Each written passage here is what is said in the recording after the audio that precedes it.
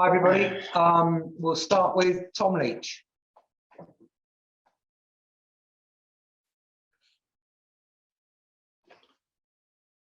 Maybe we won't. We'll go to James Benge. Hi, Mikel. Can I start by getting your reactions to the performance? Seemed like one where you really improved as the game went on. Yes, the first 15 minutes we started the game a little bit nervy, and we gave some difficult balls away, and we could not dominate the game. After that, I think we picked up the rhythm of the game. We scored a really good goal, and after that we won and started to dominate the game better and better. After halftime, we encouraged the players to keep going and trying to be a threat and attack them, and I think we've done that really well, and we created more chances to score more goals. So I think overall, and after that defeat, is always good to get a performance like that and a result like this. I have to ask you about Auba. It's been reported that he was disciplined because he came back late from a trip abroad. Is that the case? It was a disciplinary breach, and that's why he was out of the squad. Does he remain captain? Let's talk about the game, guys. I tried to explain you what I was, and I did it frankly, and I'm not going to say anything else. I'm going to focus on the performance and what the team is doing on the pitch. Charles? Thanks, Mikel. Could you confirm, would Auba have been able to play today if you decided it, or was it a COVID issue? I am really happy that we won 3-0 and we move into the next one against West Ham, guys. I'm telling you, you're not going to get anything else from me. Were you worried that the situation might have a bit of a negative impact on the players in building? Unfortunately, it happened. I said it in the press before. Unfortunately, it happened. But you expect more from your captain, maybe? I expect from the team what I see today, and I'm really happy with that chance. Okay, just on Martin Odegaard, it's 3 goals in 3 in the Premier League for him now.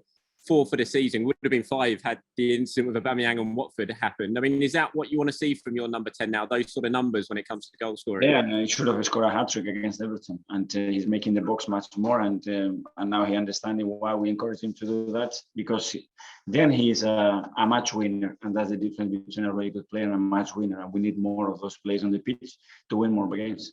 Just lastly for me, was Gabriel injured, or did you take him off because he was on a booking? No, he had a booking, so I decided to take him off. All right, thanks, Mikel.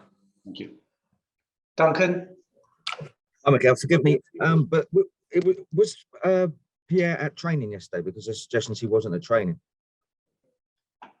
Again, I cannot say anything else, guys, and you're not going to get anything else down on me with what happened in the dressing room. Obviously, I tried to explain the reasons why, and I could have done it in a different way, and this is where I'm standing. Okay. Now, in terms of the way you played, though, 3 goals, it shows that you don't perhaps need him at the moment. You've got goals in your side. It's just a game, and we scored 3, and we could have scored more, and that's it. It's just a game. And in terms of the top 4, that sets you up nicely for West Ham, doesn't it? It puts the pressure on West Ham and Manchester United now. Well, it's a big game, obviously. In a few days' time, West Ham, we know what they've done this season and why they are where they are, and it's a good opportunity for us at home. Thanks, Mikel. Thank you. Zia? Hi, Mikel. Can I ask your views on Alexander Lacazette's performance? I was really happy with him. He's done everything that we asked him in the game to do. First of all, his energy, his commitment, his defensive actions were top. And then the way he linked, the way he understood the spaces, the threat that he was in the box, much often that's in recent matches. And that's why he scored the goals and he had other opportunities to do that. He really affected the team, and I am really pleased with him. Thank you. Jim?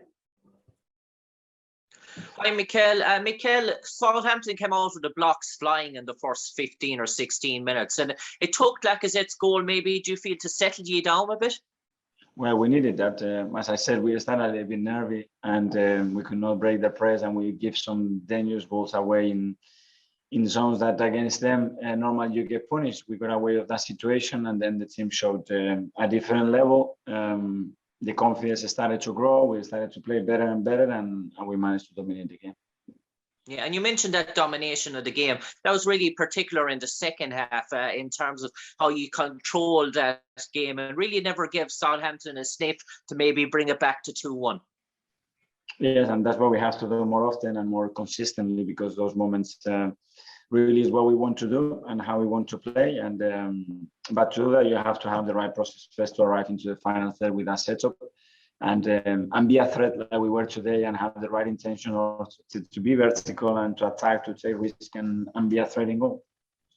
And finally, for me, Mikel, I suppose it shows the sign of this resilience of Arsenal team. Obviously, the heartache of Everton during the week, but obviously to show now that you're able to come back, put that behind you, and really put in a dominant performance against the Southampton side that have been going well so far this year in the Premier League.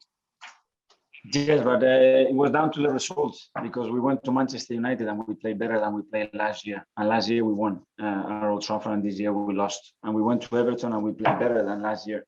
Again, we had moments that I wasn't happy with, but watching it back, we didn't deserve to lose that game. But we did, and we have to find a way when the opponent is better to shake hands. But when we are better than them, we have to get much more from the games. Thanks, Jim. Just a couple more. Paul. Hi, Mikel. Hi. Can't hear you, Paul. You got on mute. Sorry, Mikel. How policy? Sorry, Paul. We can't hear you at all. I'll come back to you. Nick. Yes, hi there, Mikel. I think we respect and are very clear on what you're trying to say about Auba. But is that the matter over? Is he now available for West Ham, or is there an ongoing issue? I explained what happened today and the reason why today wasn't involved, and that's what I'm going to say, Nick. So it's just today.